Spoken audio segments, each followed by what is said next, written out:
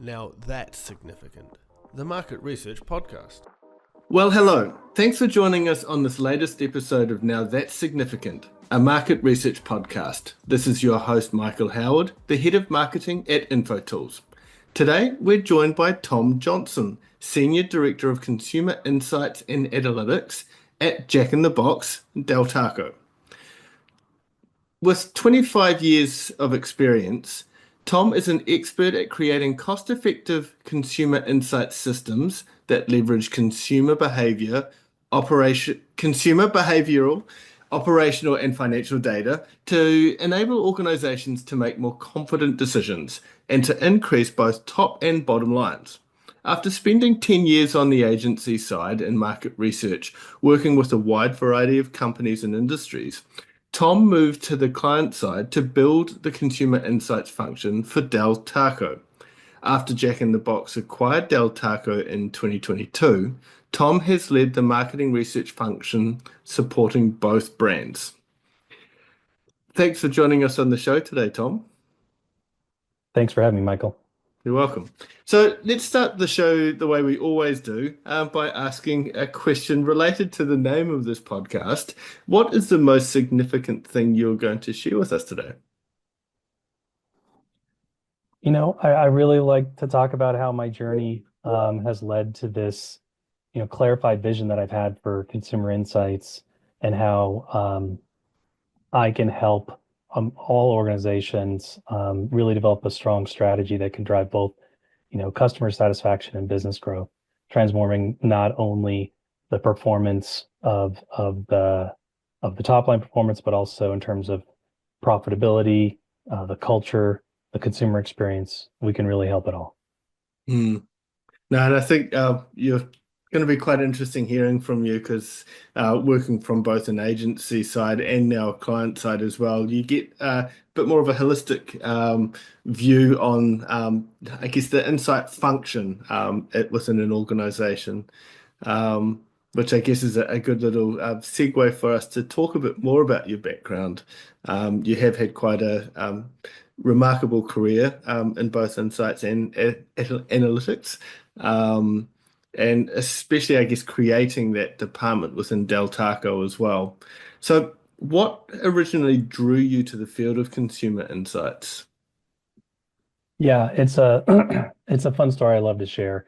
And like possibly for many of us, I don't know. I've never really talked a lot and heard a lot from other people about when exactly their journey started or where it was inspired from. But for me, it started in college. As an undergrad, going through business administration curriculum, I was required to take so many undergrad courses in marketing, and one was marketing research. And I really just kind of fell in love with it. A lot of it was just inspired by my professor, Professor Coley, who was just had this great engaging way about himself and a lot of relevant, experience to speak of, and both in academia and in the professional world.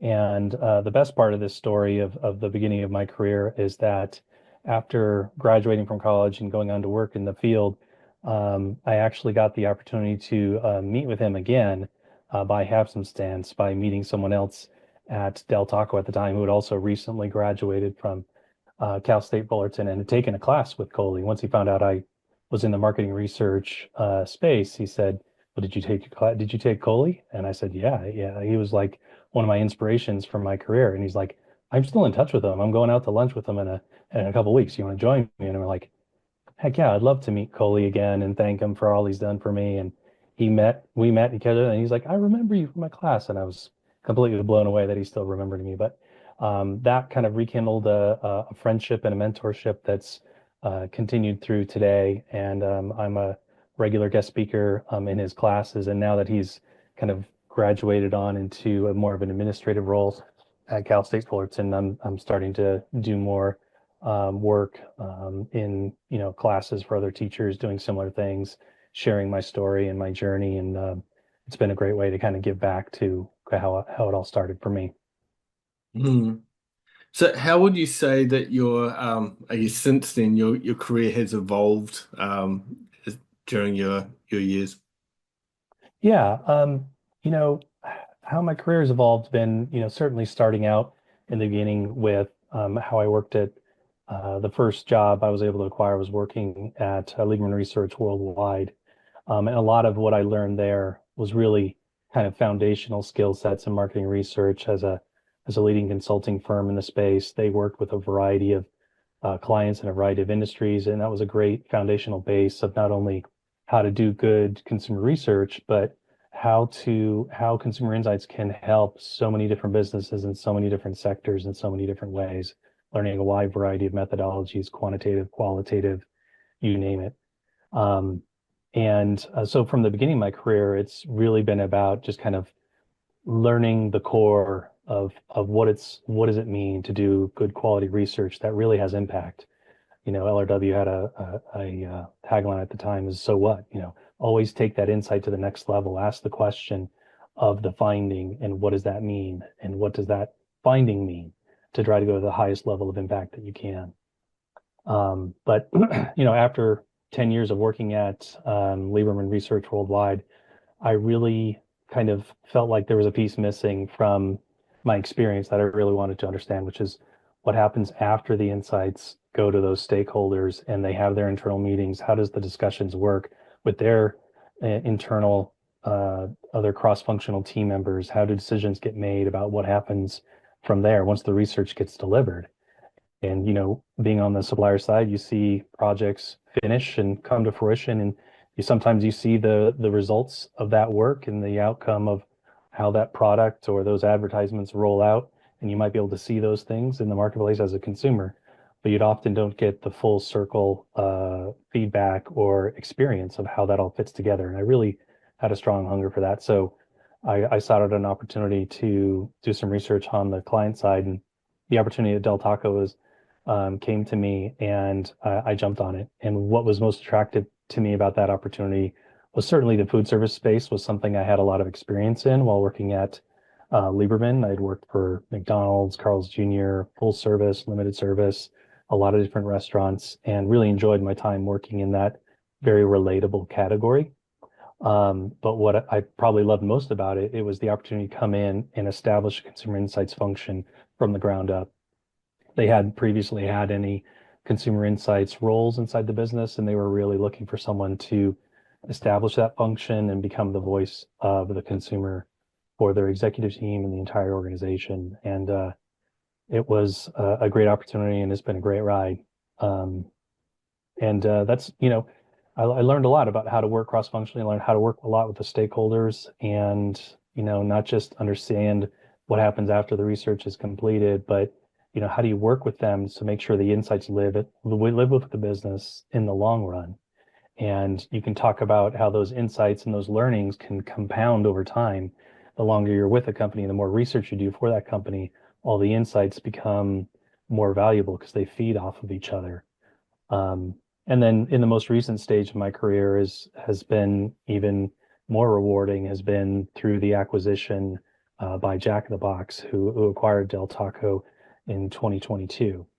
And I got the opportunity then to work for both brands and to not only see what it's like to work for a brand like Del Taco, which is a decent sized QSR brand with 600 locations, but is kind of dwarfed by a brand like Jack in the Box with 2,800 locations, much closer to a nationwide footprint and very different resources and structures to the teams internally and types of processes they have.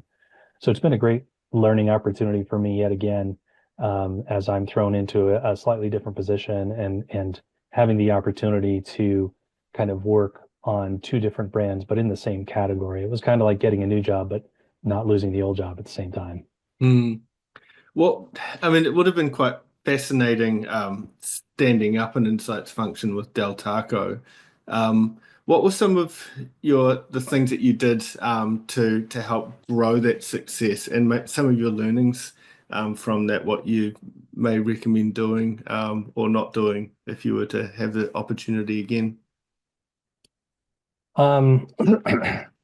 So that's a great question. And some of the things that I did that I know that worked were certainly, really getting in there and talking to the stakeholders across the organization. And I knew marketing certainly was going to be a function I was going to be primarily supporting, But interestingly, they did have me report initially into a finance function. And so I was heading into a department and reporting to a leader who was absolutely and still is a great leader. But he was pretty frank with me. He's like, I don't know a lot about what you do. And we hired you because you know a lot in your experience, and I'm trusting you to kind of lead and build this function. So he's a great, very supportive and willing to be there for me to support what we needed to do to establish a function, but at the same time, not so informed that he, you know, was wanting to be a kind of approver or reviewer of everything that we were doing. He was very trusting, which was a great place to start from. Um, you know, when it came to kind of establishing it, I not only relied on him, my direct boss on that time, but he introduced me to all the different executives across the organization, cross-functionally. And I just had a lot of sit-down conversations about what their expectations are, what their pain points are with regard to, their entire businesses. And I was less focused on, what do they need from a consumer insights or consumer research standpoint. I was just kind of tell me about their challenges, tell me about their frustrations. Um, and it just started with very open dialogues. And it was interesting that, for a brand that didn't have a function before, there was a lot of like, we don't know what we don't know. And we're not very clear. And many of us don't really know what you do. And so it's really kind of educate us. So it was a fun and very open time to just kind of, be in a state of openness and learning, but also be around a lot of other executives who are in a similar place and wanting support and help. So, one of the things that as a part of that early on that I learned was I want to stay very well connected, very cross-functionally and very high up in the business. I don't want to be just a function that gets, pigeonholed into supporting marketing and pigeonholed in the space of, restaurants and QSR into a position where you're just doing new product development research, which is always a big area of emphasis, right? We're in the restaurant business and we're all trying to come up with the new latest products that are going to help drive sales.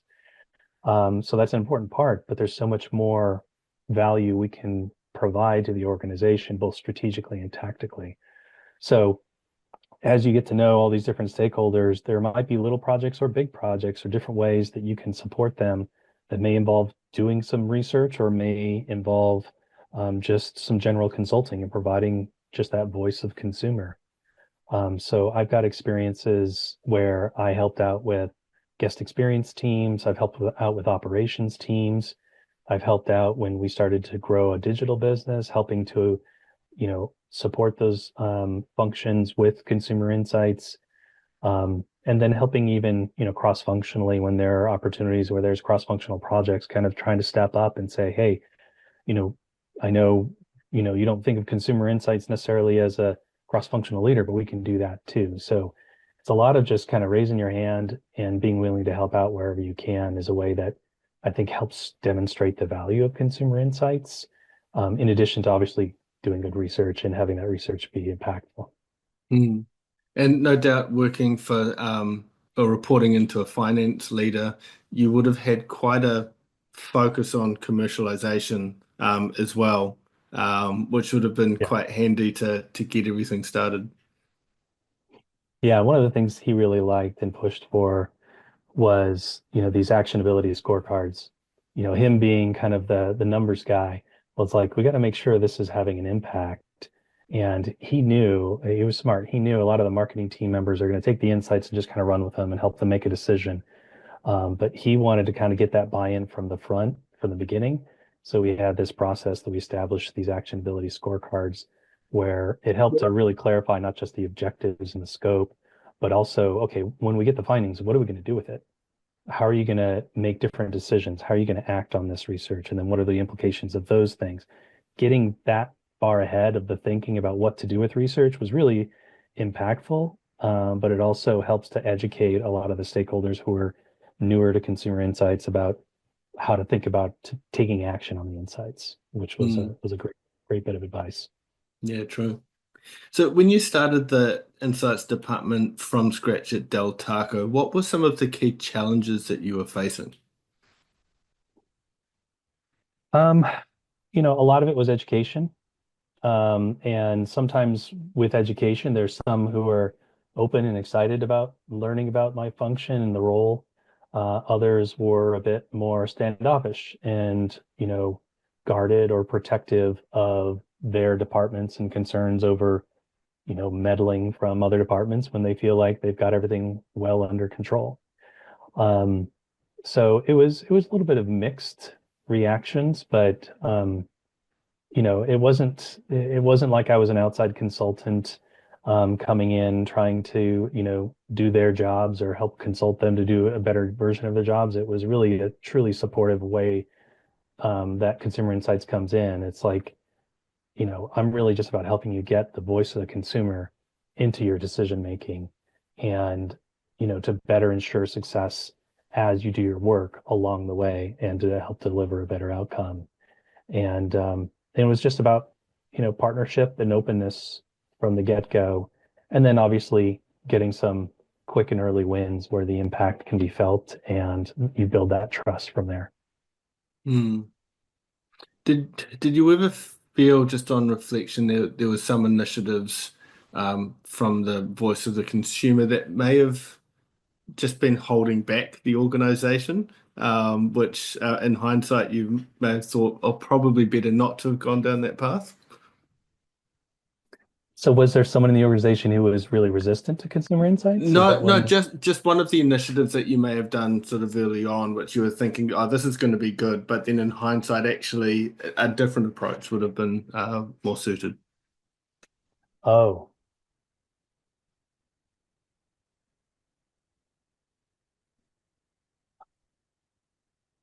there's Because I there's guess, always little lessons. There's always little lessons we have about research. And mm, so the one that's coming to mind to me is, and it's something that every single time I do it, I go, okay, I'm going to learn from this. And it's not that the research doesn't work or it's not as effective, but it's just not as effective as I want it to. And I think about mm, the biggest research that we do and the most kind of highest investment research we do is segmentation research. It's so foundational to the strategy of the brands and the marketing teams.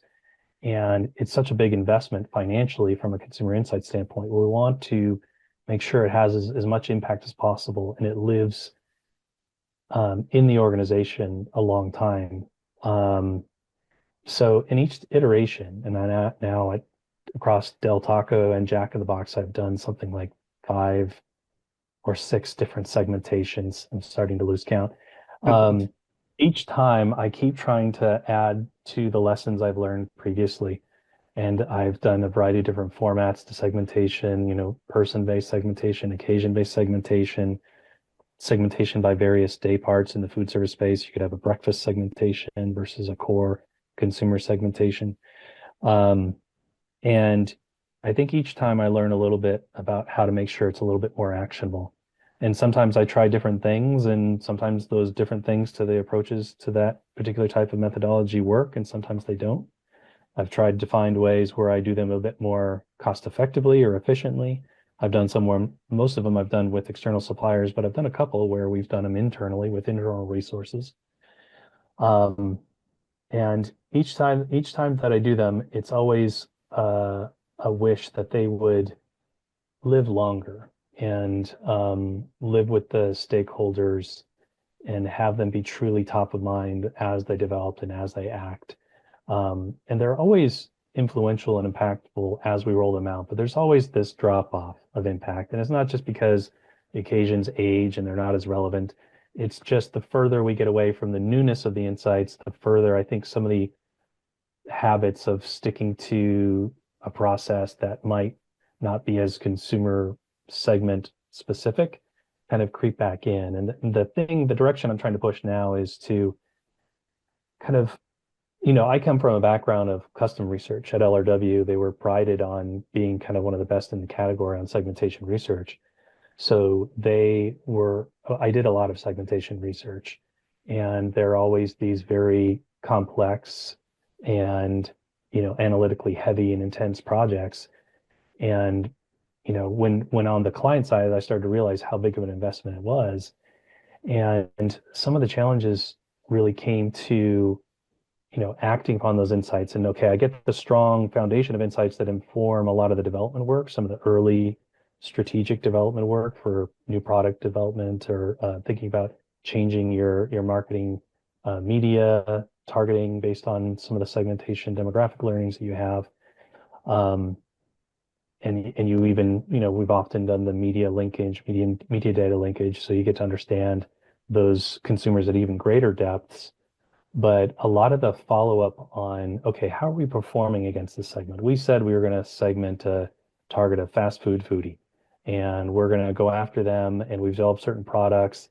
Okay, how are we doing against that segment? Are we growing a certain percentage of share of that segment? And that's been a real a difficult challenge because it's a lot of investment to make that happen, just to get a number to check how we're doing against a strategy. And I think a lot of times the default has been, well, let's just say if we're driving top line performance, we're driving sales, and we're driving bottom line profitability with those efforts against that were inspired by segmentation, that's sufficient enough to say we've gotten a good return on the investment. Um, but where I'm more leaning recently is willing to start with the end in mind and say, are we willing to take the trade-off and maybe do less of that customized approach to segmentation and do more of an approach that's more strongly linked from the beginning with the end use cases? If the end use cases are media targeting primarily, then can we think about segmentation that starts with the MRI Simmons data to begin with? Can we think about doing segmentation within that?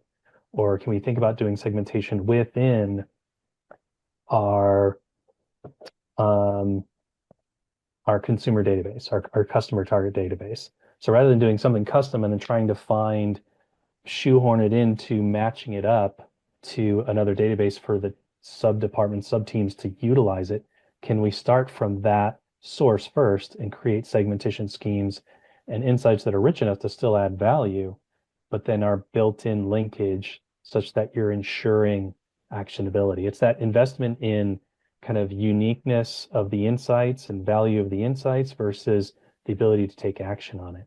And I'm starting to try to lean more towards the ability to take action on it than worrying a lot about high strengths of insights that it's harder to take action on. Because if you can't take action on it, the value ends up getting diminished anyway. So, Yeah, really, really interesting point.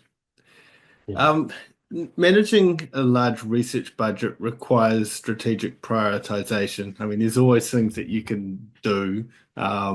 There's that balance of short-term research needs with long-term insight goals and actionability on top of that as well. So how do you decide which areas to prioritize for investment? And has that changed with today's economic climate as well? It's definitely been changing, and it's been changing due to external kind of influences, as you mentioned, with an economic climate, but also with internal, with as we learn over time and as needs change over time.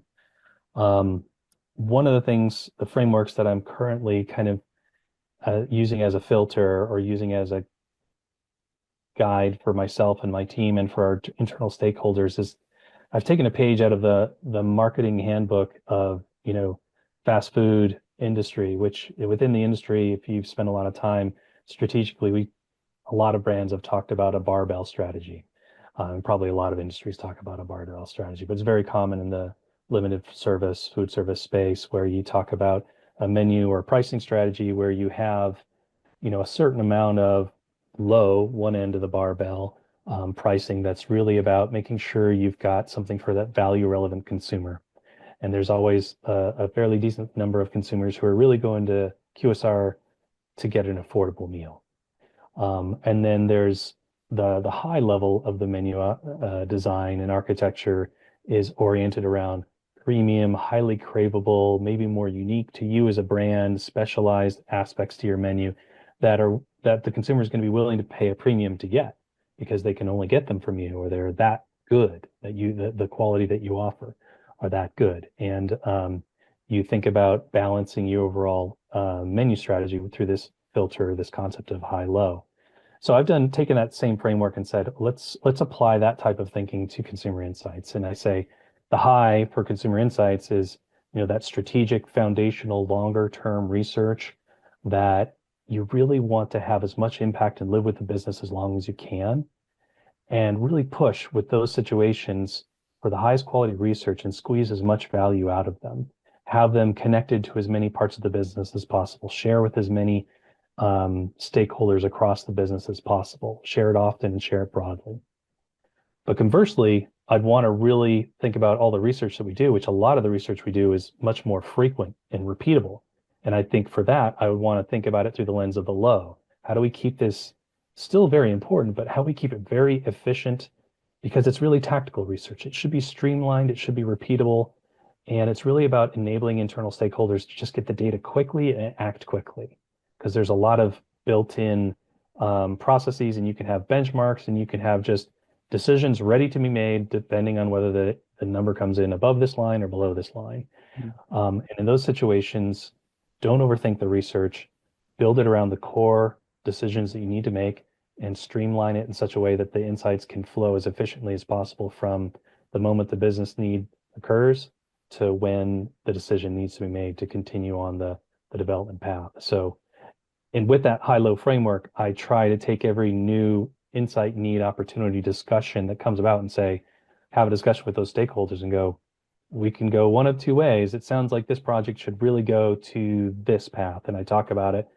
And as much as I might try to say, well, can we make this more affordable? Like, well, here's the rationale to go high. And then same likewise, if they're like, hey, can we do this? Can we add some extra qualitative phases? Can we do this? Can we do that? And go, if this initiative is really about functional and we're close to the lower end of the development funnel, we really want to be efficient at this point. It's likely to move forward, and we just want to get the minor tweaks ironed out. We don't want to spend a lot of money on something that's just about making minor adjustments.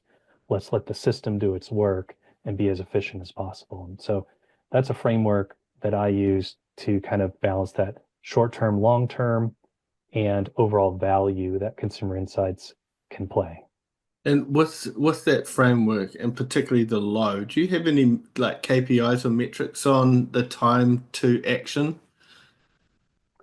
On the time to action, I don't have any KPIs on the time to action. It's always as quickly as we can move, is I Mm, guess the KPI. If it's as quick as we can move, great. If it's not, if it can be moved quicker, that would be the KPI.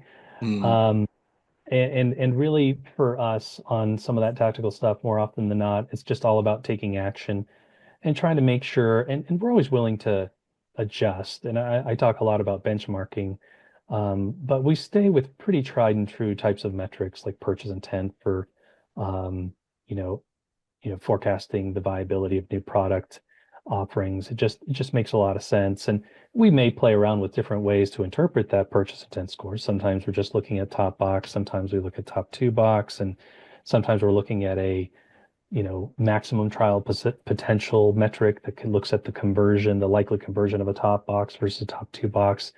So there's lot of different ways we can take those same core metrics that are kind of tried and true and play around with them to see if they get to a better predictability of some of the outcomes.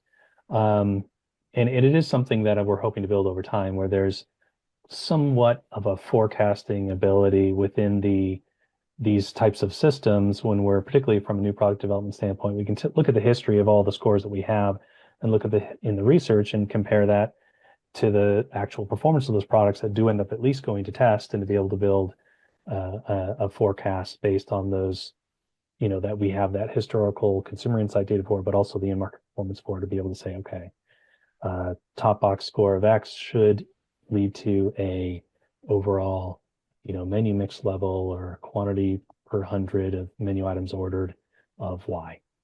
And that's what we're hoping to build towards.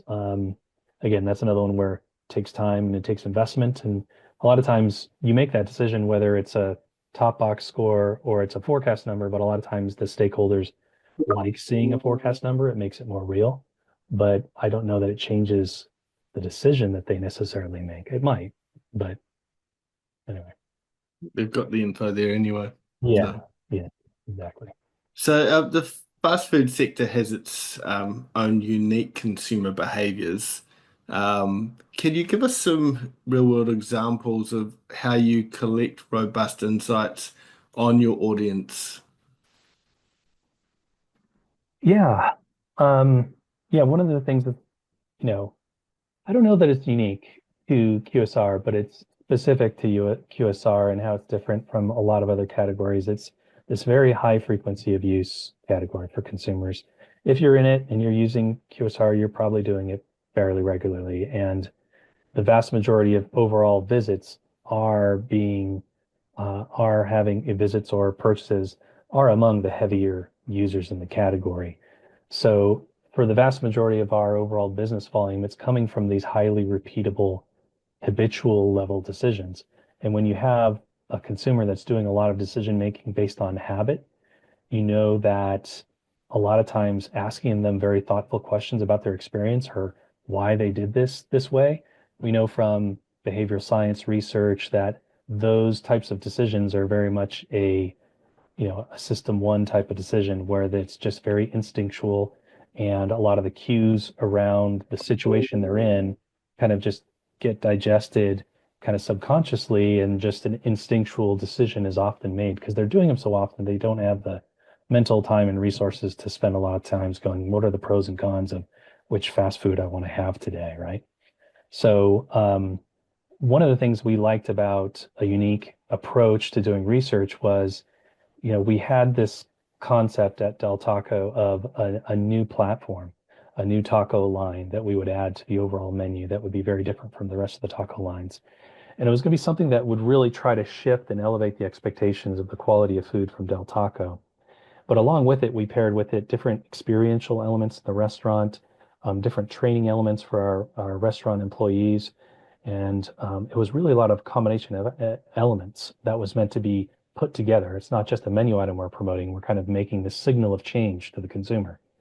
And we really wanted to not just to understand when it goes in this test market, how the consumer reacted to that product, but how did they react to the overall gestalt of all these changes?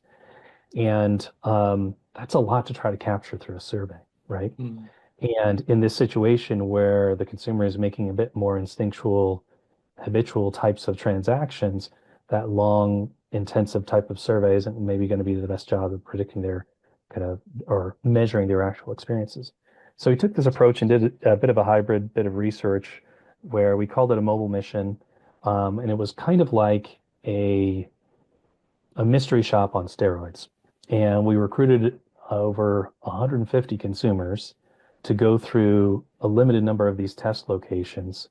And as a part of their experience, we had them answer some quantitative questions, but then we had them go through these different experiences and actually do these kind of live selfie videos of them approaching the exterior of the restaurant and talking about what they're seeing, what they're noticing, their experience at the menu. They'd record themselves making the order, and they were encouraged to kind of mention anything they're seeing in the moment. And then the third aspect, the third video, was them consuming the test product and taking that initial bite. And we literally were asking them, do your best to hold your phone, selfie mode, and record yourself taking a bite of the taco and tell us what you think. And it was really insightful because they were able to kind of capture these kind of raw, emotional, in the moment experiences with the video clips. But we were also getting quantitative data and scaled responses to the usual types of metrics we'd want to use for KPI purposes. And the report got to be the analytical process for this research got to be really fun and interesting because we got great quantitative insights and qualitative insights. And sometimes they were supportive of each other, and sometimes they were unique to each other. And sometimes we found these unique insights in one of the types of data, either the videos or the quantitative data. And we'd say, and it would cause us to ask a question of the other type of data. So, and sometimes we had this quantitative data that said one thing, we'd say, there's got to be some qualitative video clips that best demonstrate this. And we'd go find those. And it would help to really reinforce a quantitative chart showing the finding with a highlight reel of 4 different consumers expressing this thing in the moment. And then conversely, we'd have this insight come through the qualitative, and we'd go, I wonder if we cut the quantitative data this way, would we see that pair out and prove out in the quantitative data? And even though with the limited sample size of 150, we saw some pretty big differences with a couple different cuts of the data that supported what we found in the qualitative. So it's this really dynamic approach to a simple idea of just combining qualitative one-on-one type of selfie video qualitative research with quantitative data. And then the output for the report, the highlight reels combined with the quantitative data was very, very compelling. And we got great feedback from stakeholders about how clear the insights were and how believable they were. And we had people in operations who are often kind of like very disengaged when we're doing, reports about consumer research because they're all like, this doesn't seem to make sense with what I experience in the restaurants. But when they see consumers having those experiences and those videos paired with the quantitative data, it just adds the level of credibility that really gets that alignment that you need. And quite rewarding, I'm sure, as well, when you get to see some of the downstream impact of your work as well, the changes that have been implemented because of the different projects you've been working on. Absolutely. Mm. Absolutely. So, can you share any surprising consumer trends or insights that have surfaced recently? I guess especially as we emerge from the period of economic and social upheaval at that as well.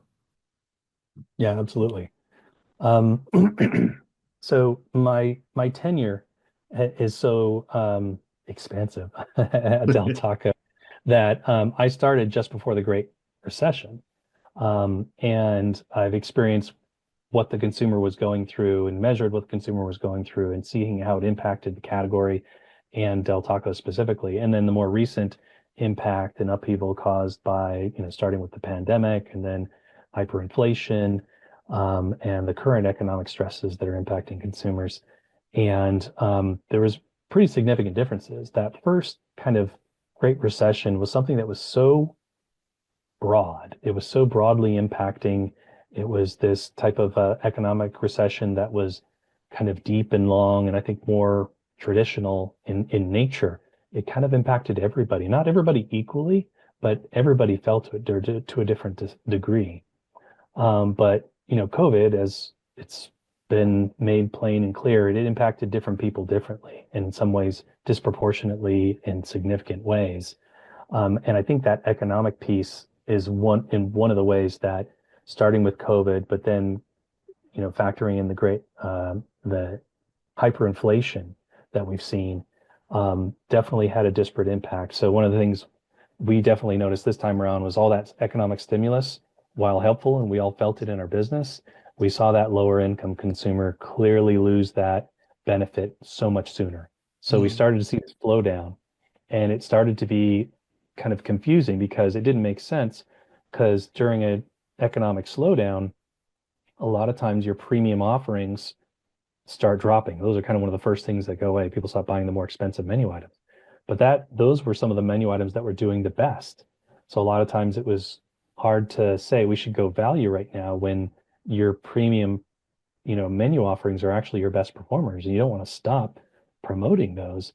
And the reality is that's the kind of the middle and upper income consumers still wanting to buy those and continuing to buy those when that lower income consumer is having a hard time even affording the things on the value menu.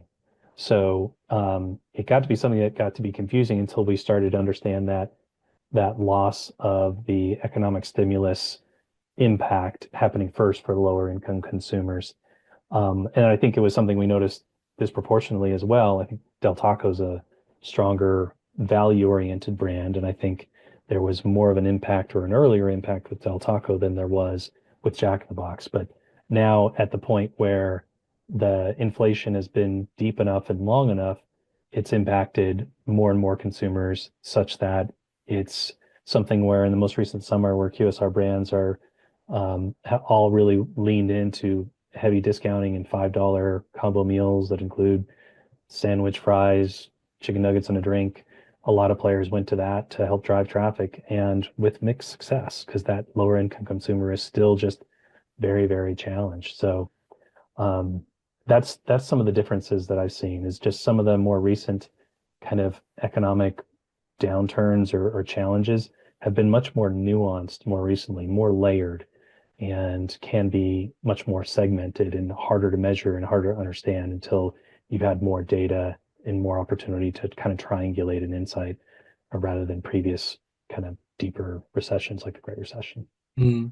It is interesting. I'm no economist by any means, but it does feel that what we're currently going through was more impactful in a negative way than the Great Recession that you talked about. Um, I guess there's things socially happening at the same time as financially.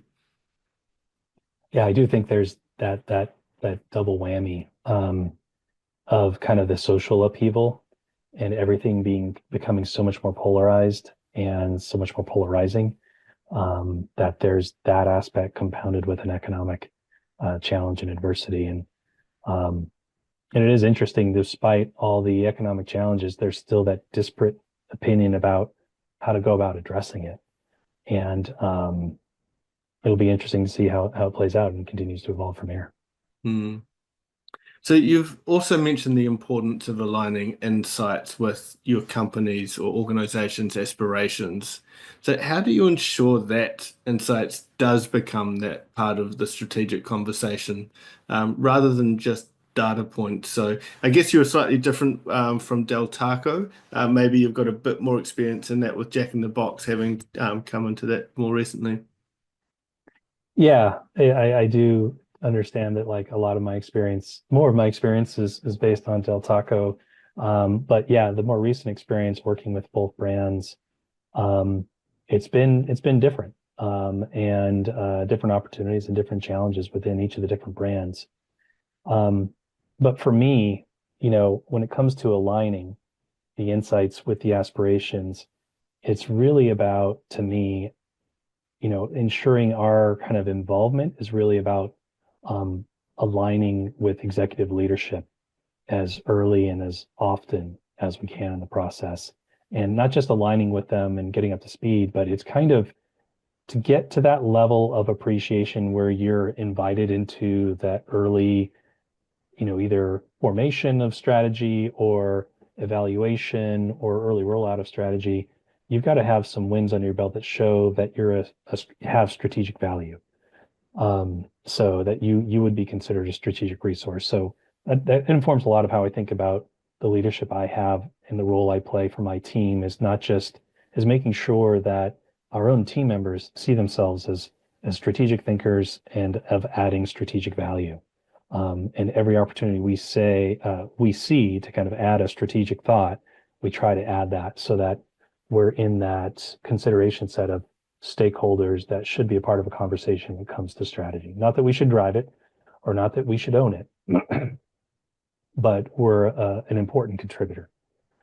Um, and then, I think there's a couple other pieces we can do when we're doing the research, when we're doing, for example, segmentation that we talked about earlier, making sure that not only you're aligning with those higher level executives when you're doing that research to make sure they understand or bought into the approaches and the objectives that we're aligning with that research, but also, you know, connecting the insights back with them to ensure that they're using the insights, they have access to the insights, and that they're using them not just immediately after the research has been rolled out, but are using them on an ongoing basis. Again, calling back to the earlier part of our conversation where you want sometimes the data to be a bit more tied into a lot of what these different departments are doing on a day-to-day basis rather than a disconnected conceptual but smart and strategic piece of research that requires a lot of effort on their part to say, okay, now how do I apply these insights to what I do? If it's already kind of tied into the data streams they're looking at and acting upon,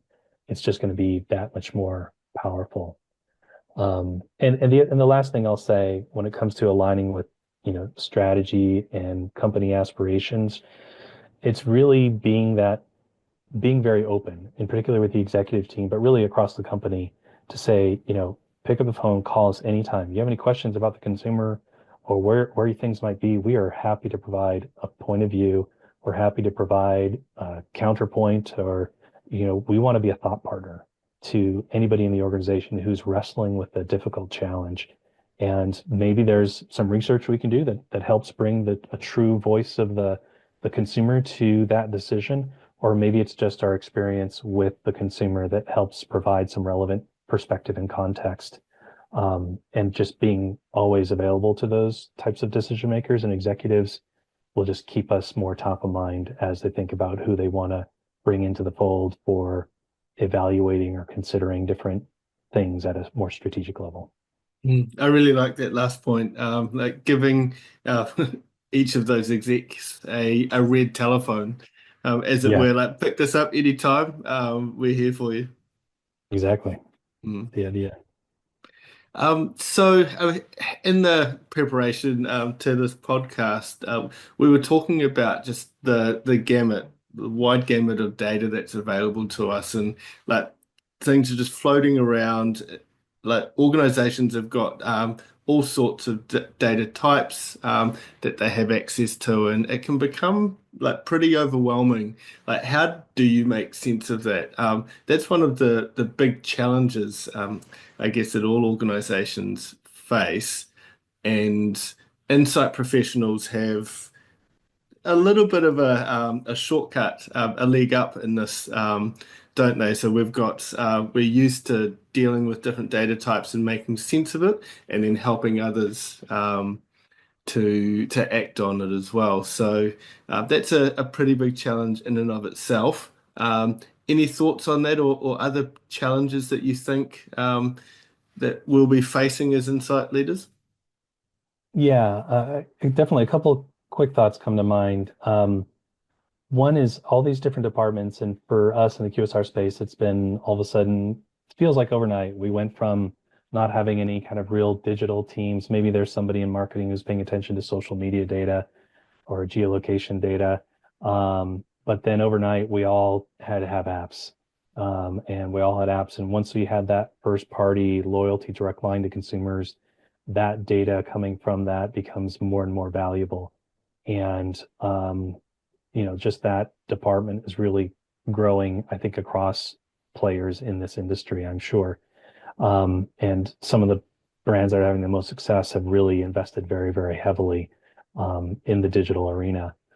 So when it comes to digital departments, it's a lot of times these are people coming from an IT background, and they might be familiar with, basic usability testing of technology, things of that nature, UAT, and they have their own ideas and processes for that. But that's very kind of, again, more tactical research about, hey, we're pretty far down the line of ideas that we have, and we've got some things that we've created.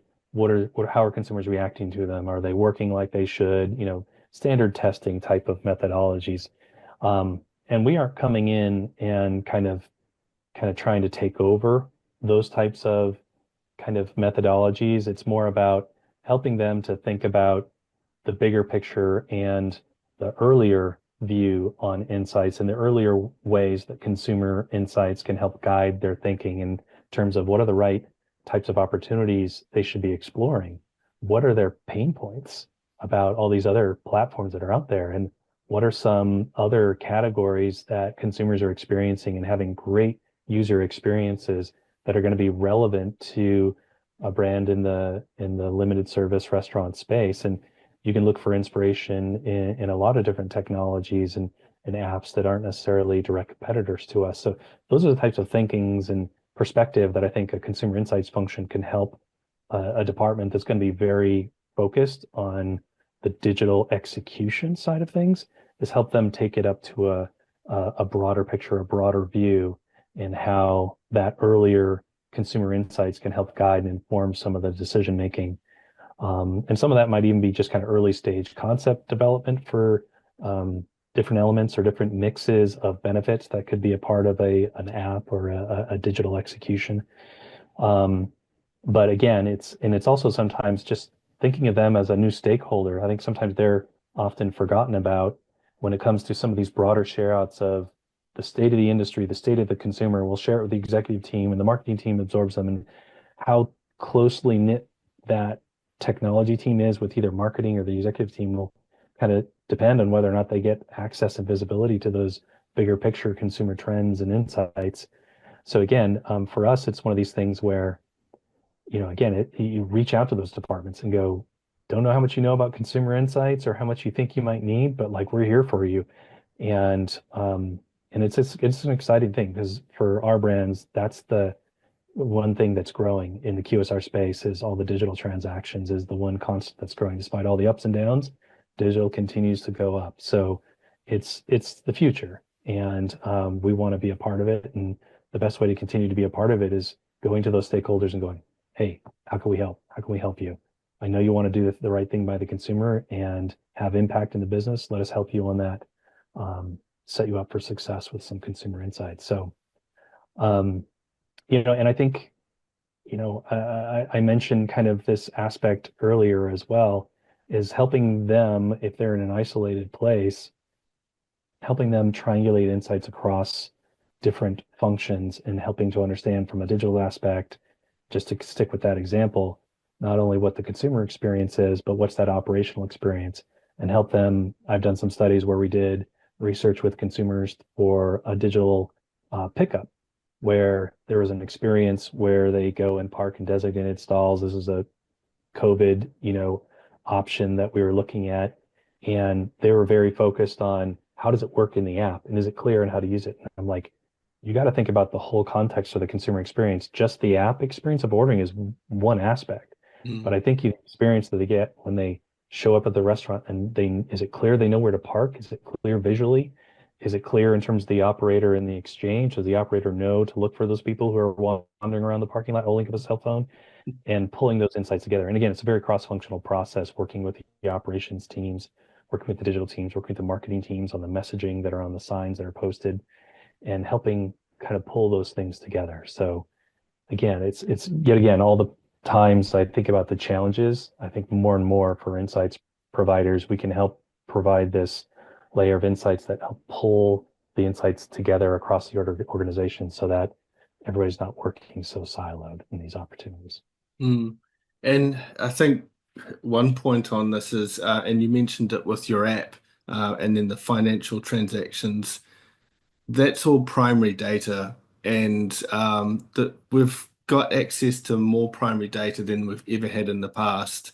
So both survey and non-survey, and that is your competitive advantage when it comes to your big AI platforms and your analytics systems, etc. as well. So the more we can do with that, the cleaner we can keep them, like the better we will be in being able to generate insights that the business can action.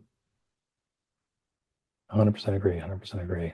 Mm-hmm. It's definitely AI. We spoke earlier about how technology is just kind of growing across the business in terms of all these different departments now having data streams. And AI has now become this kind of sandbox for all departments. All departments are all looking at AI and looking at what they can use. And I think from an insights provider standpoint, we have our own questions to answer with regard to AI and how does it impact how we do research. But I think the other kind of meta level of way to think about AI and our potential role in the future is to think and helping other departments and stakeholders think through ask more questions, not just of the AI itself, but of how you're going to use it and how the consumer is going to interact with it, if they interact with it, or if it's an internal application. But go through this with an open mind and asking a lot of questions. So that's another philosophy that I've really tried to embrace and spread across, certainly within my team, but across the organization. Is one of the things that as data becomes more and more available, answers aren't as important. What's more important, because everybody's got data, everybody's got an answer. What's the right question? Yeah. What's the more important thing we should be thinking about? What's the right area we should be focused on? What's the real problem we should be trying to solve? And a lot of that is trying to figure out what's the right question. Once you know what the right questions are, then you use the data to try to answer the questions instead of just trying to see the sea of data. And I think that's where the term of big data from 10 years ago that came, and it was this exciting thing, but it just became about this like almost paralyzing view of all this data. What do we do with it? You got to think from the other perspective is kind of what are the questions that we need to have answered, and then the view of big data or the view of AI can become clearer in its role and how it can add value. So for me, I'm trying to be very excited. I wouldn't consider myself like an early adopter of AI and applying it to consumer insights, but I'm following it very closely, and I'm interested about how it can help us think about and ask smarter questions of ourselves and of the business and of the consumer. But at the end of the day, I still think there's going to be a partnering with AI and insights providers to get to a smarter place to enable more confident decision making for our stakeholders. Mm. No, that's some really good points. So if we come back full circle now, we started off with you mentioning about the career journey that you wanted to share, and that's clearly not finished yet, and you're still traveling along. But if you were to think about someone that's earlier in their journey, um, what advice would you give them? The bit that you just talked about in asking smarter questions is brilliant, and that's definitely one of them. What else would you proffer in this? You know, and it's a question that it's been fun to ask of people in these various classrooms that I've had the opportunity to go back and present to. And I think, they have a lot in front of them, and they have a lot of opportunity now more than ever.